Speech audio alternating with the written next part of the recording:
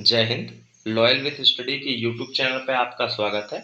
जैसा कि आपने थंबनेल में देखा, आज मैं आपके सारे प्रश्नों के उत्तर लेकर के आया हुआ हूँ। मैंने इस एग्ज़ाम को निकाला हुआ है, इसलिए दावे के साथ कह सकता हूँ कि तनाव जैसी कोई बात नहीं है। अगर आपने 30 दिनों तक मेरी स्ट्रेटेजी को फॉलो कर लिया तो गारंटी के साथ आपका एग्ज़ाम निकलेगा।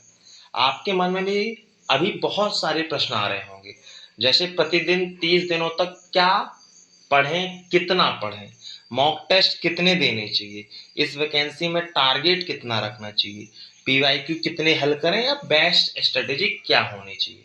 इन सभी प्रश्नों के उत्तर मैं आज आपको देने वाला हूं और मैं ये वादा करता हूं कि आप बिना स्किप किए लास्ट तक ये वीडियो देखिएगा। आप में स्वयं ये विश्वास पैदा हो जाएगा कि मैं इस वैकेंसी को निकाल सकता हूं। बस कसम है आपको कि आप अपनी मेहनत पे 30 दिनों तक जरा भी ढील नहीं दीजिएगा। तो चलिए शुरू करते हैं। सबसे पहले बात करते हैं टाइम शेड्यूल के बारे में कि एक दिन में हमें कितने घंटे पढ़ना होगा। तो मेरे भाई, कम से कम मॉक टेस्ट को मिला करके 9.5 घंटे की पढ़ाई आपको करनी पड़ेगी। मैथ्स में 3 घंटे देने हैं। क्या पढ़ना है, कहाँ से पढ़ना है, सब आगे वीडियो में मैं बताऊंगा। मैथ्स में आपको 3 घंटे देने हैं। रीजनिंग में सिर्फ 1 घंटा देना है। अगर आपका टॉपिक वीक है तो आप 2 घंटे दीजिए। 1 घंटे आप अपने वीक टॉपिक का टॉपिक वाइज कहीं से यूट्यूब से पढ़िएगा, वो भी मैं बताऊंगा। इसके बाद 1 घंटे आप पीवाईक्यू लगाएंगे। ठीक है। साइंस आपको 2.5 घंटे पढ़नी है और जीके और करंट अफेयर्स को 1.5 घंटे पढ़ना है। ऐसे मिलाकर के मॉक जब आप इंक्लूड कर लोगे तो कम से कम आपकी 9.5 घंटे की पढ़ाई पर डे होनी चाहिए। तब जाकर के आप अपने माँ बाप के सपनों को पूरा कर पाएंगे। समझे? तो ये है आपका टाइम शेड्यूल कि किस टाइम शेड्यूल के हिसाब से आपको पढ़ना है। ठीक, अब आगे चलते हैं। बात करें टारगेट कितना रखना चाहिए। अभी हाल ही में 4 दिन पहले ही ग्रुप डी का रिजल्ट आया है। आपको पता है कितना हाई कट ऑफ गया है। तो इस बार हमारा टारगेट 80 नंबर के ऊपर रहना चाहिए। मैथ्स में हमने 25 में से 20 नंबर का कम से कम टारगेट रखा है। रीजनिंग में चूंकि सरल है इसलिए 30 में से 28 नंबर का टारगेट हमने रखा हुआ है। साइंस में 25 में से 20 नंबर का टारगेट और जीके और करंट अफेयर में से 20 में से 12 नंबर का टारगेट। अगर आप इस टारगेट को अचीव करते हैं तो 80 मार्क्स आपके एग्जाम में आएंगे। इसी को आपको फॉलो करना है, इसी के पीछे 30 दिनों तक भागना है। तो ये था आपका सब्जेक्टिव टारगेट, आपको कितना रखना है। ठीक है, अब आगे चलें। बात करते पीवाईक्यू कितने देने हैं। देखिए, आज से 30 दिनों तक पर डे आपको एक पीवाईक्यू पूरा देना है। पूरा देना है मतलब आप चाहो तो जीके और करंट अफेयर्स का सेक्शन हटा सकते हो, क्योंकि पिछले साल करंट अफेयर्स ही पूछी गई थी तो उसको लगाने से कोई फायदा नहीं है। इसलिए आप जो मैथ्स, रीजनिंग और साइंस का सेक्शन है उसको पर डे लगाओ पूरा, और लास्ट में चाहो तो आप जो करंट अफेयर्स वाला सेक्शन है उसको स्किप कर सकते हो। इसके साथ साथ आपको पर डे 2-2 सेक्शनल देने हैं। किसके? मैथ्स और साइंस के। अब प्रश्न ये उठता है कि रीजनिंग का क्यों इंक्लूड नहीं किया? क्योंकि रीजनिंग का मैंने पैटर्न चेक किया है, पैटर्न रिपीटेड है प्लस सरल है, तो रीजनिंग में ज्यादा मेहनत करने की जरूरत नहीं है। आप मैथ्स के 2 सेक्शनल और साइंस के 2 सेक्शनल लगाएंगे, ठीक है, और एक पीवाईक्यू पर डे करेंगे। तो ये हो गया हमारा पीवाईक्यू का सेक्शन कि पीवाईक्यू कैसे लगाने हैं। इसके अलावा बात करें मॉक की, तो मॉक टेस्ट आपको टेक्स्ट बुक से पर संडे आपको लगाना है। ठीक है, हर संडे जो लाइव टेस्ट होता है उसी को आपको लगाना है। चलें आगे। अब बात करते हैं सब्जेक्ट की। सब्जेक्ट क्या, कहाँ से पढ़ना है। देखिए, मैंने तीनों कैटेगरी के बच्चों को इसमें इंक्लूड किया हुआ है। बिगनर्स को भी, 50 से 70 वालों को भी, और 70 के ऊपर वालों की जिनका सिलेक्शन तय है, बस 1-2 नंबर से चूक रहे हैं। तो देखो, सबसे पहले बात करें हम टॉपिक। तो देखो, जो बिगनर्स हैं उनको टॉपिक, उनको तो ये तीनों सेक्शन करने हैं। ठीक है, बिगिनर्स को तो पहले बिगिनर्स की बात करते हैं। टॉपिक आपको क्या करना है, सेल्फ नोट से टॉपिक करना है या साहिल सर के सफलता बैच से।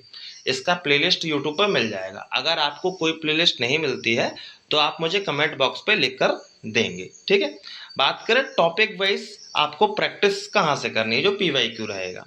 तो देखो आपने जैसे परसेंटेज चैप्टर किया सफलता बेस से, अब उसका प्रैक्टिस कहाँ से करेंगे, जो हाल ही में पीवाईक्यू आया हुआ है।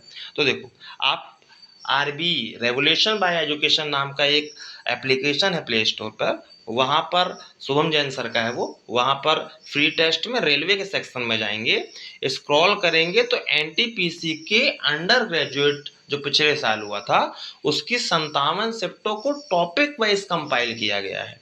तो वहां से आप सेम टॉपिक का पीवाईक्यू लगा लेंगे। अब बात करें जो भी मैंने पहले बात की कि 2 सेक्शनल आपको पर डे लगाने हैं, तो 2 सेक्शनल आपको ग्रुप डी के टेक्स्ट बुक से लगाने हैं। ठीक, ये हो गया बिगनर्स के लिए। अब जो थोड़ा बहुत अच्छे स्कोर लाते हैं और जो प्रो खिलाड़ी हैं, अब उनके लिए क्या करना है, उनको अभी इस समय पे ज़्यादा से ज़्यादा किस पे, मॉक पे और पीवाईक्यू पे ध्यान देना है। ठीक, बात करें रीजनिंग की, रीजनिंग में सेम, अगर आपको कोई वीक टॉपिक है तो प्रियल मैम रीजनिंग से कर सकते हैं या दीपक सर से कर सकते हैं। सेम उसी टॉपिक को आपको क्या करना है, टॉपिक वाइज जाना है, प्रैक्टिस करनी है आरबीई के एप्लीकेशन से। ठीक, ये आपका रीजनिंग का शेड्यूल रहने वाला है। और रीजनिंग में एक पीवाईक्यू आपको पर डे लगाना है, वो कब, वो कैसे लगाओगे, जो पूरा फुल लेंथ टेस्ट देंगे उसी में से अपन लगा लेंगे। तो ये था आपका मैथ्स और रीजनिंग का स्ट्रेटेजी। अब आगे चलें, चलिए हम अपने लास्ट सेक्शन पे आए हैं, साइंस और करंट अफेयर। ये मेरा सेक्शन भी है इसलिए मैं इस पर ज़्यादा जोर दूंगा। देखो सबसे पहले आपको एक टॉपिक उठाना है, टॉपिक आप पहले उसको समझ की दृष्टि से अपने नोट से पढ़ सकते हैं या फिर खान सर या एस के झा सर से करेंगे। अब आपको पता है कि ग्रुप डी के एग्जाम में एनसीईआरटी की साइंस का कितना बड़ा रोल है, इसलिए एनसीईआरटी के जो वन लाइनर्स है इसको आपको कहाँ से करना है, स्टडी ट्यूब एजुकेशन करके एक चैनल है यूट्यूब पर, उस पर उन्होंने प्लेलिस्ट बनाई हुई है एनसीईआरटी की, वहां से आपको वन लाइनर्स पूरे कंप्लीट करने हैं। अगर आपको प्लेलिस्ट नहीं मिलती है आप मुझे कमेंट बॉक्स पे लिखिएगा, मैं उसको दूंगा। बात करते हैं एनसीईआरटी के एग्जाम्पलर्स की, तो एस के झा सर की बुक में सारे एग्जाम्पलर्स हाल ही में रेलवे में आए हुए साइंस के क्वेश्चन सब इंक्लूड है। और मैं आप मेरे टेलीग्राम चैनल से जुड़ जाइएगा, मैं सारी पीडीएफ आपको फ्री ऑफ कॉस्ट दूंगा। ठीक है, बात करें मॉक प्रैक्टिस की, तो मॉक प्रैक्टिस आपको वही 2 सेक्शनल ग्रुप डी के देने हैं टेक्स्ट बुक से। साथ साथ में एक काम और कीजिएगा कि लूसेंट का जो सामान्य ज्ञान की लूसेंट आती है उसमें जो 50-60 पन्ने साइंस के हैं उसकी साइंस वहां से पढ़ते चलना है अपन को। साइंस का पूरा स्ट्रेटेजी समझ में आया, एक टॉपिक लिया, उसी टॉपिक के हमें एनसीईआरटी के वन लाइनर और एनसीईआरटी के एग्जाम्पलर करने हैं। मॉक अपना पर डे चलेगा, लूसेंट आपको 2-2 4-4 पन्ने पर डे पढ़ना है। ये हो गया आपका साइंस का। अब बात करते हैं अपन करंट अफेयर की। बात करें करंट अफेयर्स की, तो करंट अफेयर्स का रोल पिछले बार की ग्रुप डी से बहुत ज़्यादा बढ़ गया है, लगभग सारे ही प्रश्न करंट अफेयर्स से दे दिए थे, इसलिए करंट अफेयर्स को ज़्यादा मेहनत करनी है। तो देखो सबसे पहले स्पीडी के जो शुरू के 60-62 पन्ने रहते हैं उसको पूरा याद कराने की जिम्मेदारी मेरी है, मैं उसको पूरा याद करवा दूंगा।